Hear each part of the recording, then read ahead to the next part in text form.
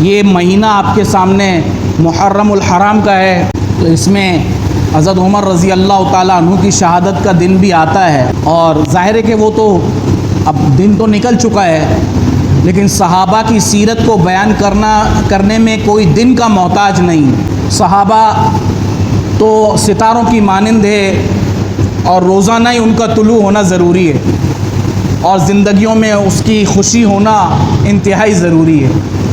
تو حضرت عمر رضی اللہ تعالیٰ عنہ کی سیرت پر بھی شاید ایک دو جمعے مستقل بات کی جائے گی، اور انہوں نے اپنی دور خلافت میں کس طرح کارنامے انجام دیے، ان کا کیا کردار رہا، یہ جب ہمارے سامنے ہوگا تو ہمیں اپنے حالات کو بھی مد نظر رکھتے ہوئے فیصلہ کرنا آسان ہو جائے۔ کاش کہ ہمارے حکمرانوں کے سامنے بھی یہ چیزیں ہوں، اور وہ بھی اس پر اگر 10% بھی اگر عمل کر لیں تو کامیاب ہو جائیں۔ حضرت عمر رضی اللہ تعالیٰ عنہ کی طبیعت کے بارے میں یہ ہے کہ ان کو غصہ بہت زیادہ آتا تھا، اور جلالی طبیعت کے تھے حضرت عمر رضی اللہ تعالیٰ، لیکن کمال کی بات یہ تھی کہ ان کو غصہ کبھی اپنی ذات کے لیے نہیں آتا۔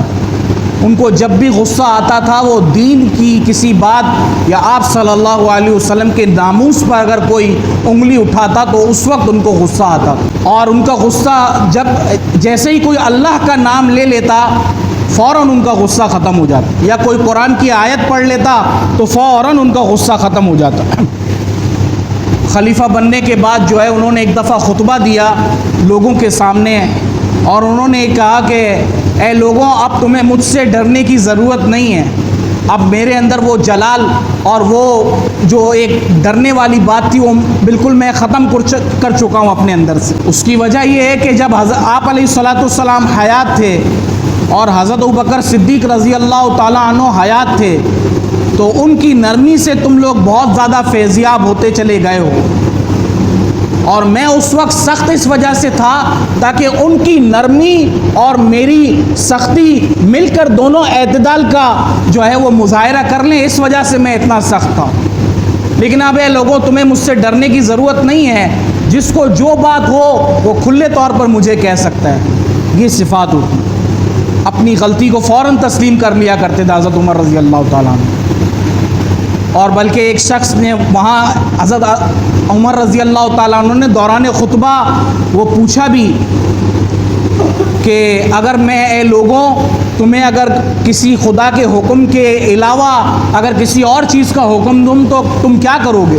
دوبارہ پوچھا تو کسی نے جواب نہیں دیا۔ جب تیسری دفعہ پوچھا تو ایک نوجوان کھڑا ہوا اور اس نے کہا کہ ہاں قضا فعلنا، ہم اپنی تلواروں سے تمہارے سروں کو اڑا دیں گے۔ تو کہا کہ خوش ہوئے اور کہا کہ بس مجھے یہی چاہیے تھا کہ میں کہیں اللہ کے حکم سے نہ ہٹ جاؤں۔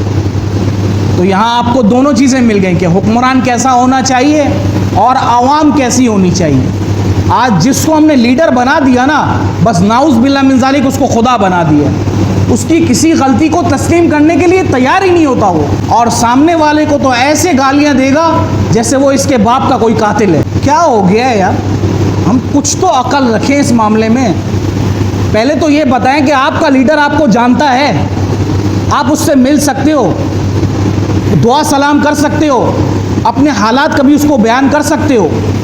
اس کو کیا جو اس کے 10 جو ہے وہ چیلے آ رہے ہیں نا نیچے تک، جس کو چمچے کہتے ہیں، ان تک بھی آپ کی رسائی نہیں ہے۔ لڑ آپ لوگ اس طرح رہے ہو جیسے آپ کا کوئی گھر کا رشتہ دار ہے۔ اپنے آپ کو ان چیزوں سے باہر نکالیں۔ وہ خود تو ایک پلیٹ فارم پہ جمع ہوتے ہیں اندرون خانہ، اور ہمیں باہر یوں لڑوا رہے ہو۔ ایسے سامنے والے مخالف کو یوں گالی دیں گے جیسے وہ اس کے باپ کا قاتل ہے، اور اپنے لیڈر کی یوں حمایت کریں گے جیسے وہ اس کا گھر چلا رہا ہو۔ محنت تو تمہیں اتنی کرنی پڑ رہی ہے، بلکہ زیادہ ہی کرنی پڑ رہی ہے۔ ایک جاب کرتا ہے وہ 2 کر رہا ہے، جو 2 کر رہا ہے وہ کہہ رہا ہے کہ تیسری بھی کہیں کر لوں میں۔ مشقت میں تو تمہیں انہوں نے اتنا ڈالا ہوا ہے، تو حمایت کس بات کی کرتے ہو تم؟ یہاں لیڈر کیسا ہونا چاہیے؟ وہ کہہ رہے کہ اگر میں اللہ کے خلاف چلاؤں تو تم کیا کرو گے؟ تو ہمارا آج کا تو وہ یہی کہتا ہے کہ میں تو اپنے لیڈر کے ساتھ ہوں، چاہے وہ اللہ کی مخالفت کرے، چاہے وہ رسول اللہ صلی اللہ علیہ وسلم کا دشمن ہو، مجھے اس سے کوئی سروکار نہیں ہے، میرا لیڈر ہے۔ یہی چل رہا ہے آج کل، کہ ان کا مسجدوں سے کوئی تعلق ہی نہیں ہے، 2 منٹ نہیں لگتے ہیں اور اپنے لیڈر کو ایسا آسمان پہ چڑھا دیتا ہے جیسے اس سے بڑا کوئی ہے ہی نہیں۔ کیا سمجھتے ہیں یار؟ اس تو عقل سے تو کام لیں یار۔ اس میں پڑھے لکھے لوگ اور جاہل دونوں برابر ہیں، دونوں ایک ہی پلیٹ فارم پہ کھڑے ہوئے ہیں۔ سوال ہی پیدا نہیں ہوتا کہ کوئی پڑھا لکھا، میرے کئی ملاقاتیں ہوئی ہیں، اچھے پڑھے لکھے لوگ لاکھوں میں سیلریاں اور لاکھوں روپے کمانے والے مہینے کے، ماننے کے لیے تیاری نہیں ہے بالکل، نہیں بھائی نہیں، یہ کیا ہے، میرا لیڈر ہے، کیا ہے۔ وہاں ایک بات کہی ہے خطبے کے دوران حضرت عمر رضی اللہ تعالیٰ عنہ نے، جس کا فیصلہ دنیا میں جنتی ہو چکا ہے، ان کے تو فیصلے پتہ نہیں کہاں کے ہوئے ہوئے، ان کا تو جنتی فیصلہ ہو چکا ہے، اور وہ اس کے بارے میں وہ فوراً کھڑے ہو گئے، کہا بھائی ہماری تلواریں اب تمہیں سیدھا کریں گے اگر تم نے اللہ کے خلاف چلایا تو ایسا کوئی مرد کا بچہ بن کے دکھائے نا کہ اپنے لیڈر کی اس طرح کوئی مخالفت بھی کرے، اور یہاں امام سے کچھ ہو جائے فوراً مخالفت شروع، یہ تو ویسا ہے، میں تو اس کو امام مانتا ہی نہیں ہوں، اس نے تو یہ غلطی کی ہے، اور یہ تو اس طرح بکواس کرتا ہے، اور اس کے منہ میں تو یہ ہے اور وہ ہے۔ 2 منٹ نہیں لگاتے امام سے بگاڑنے کے اندر، بھائی برداشت کر لو تھوڑا، وہاں اپنے لیڈر کو برداشت کرو، امام کو نہیں برداشت کرے، 2 منٹ نہیں لگے گا لڑائی کرنے کے اندر، حالانکہ یہ دنیا بھی بنانے کے لیے بیٹھا ہوا ہے اور آخرت بھی سنوارنے کے لیے بیٹھا ہوا ہے۔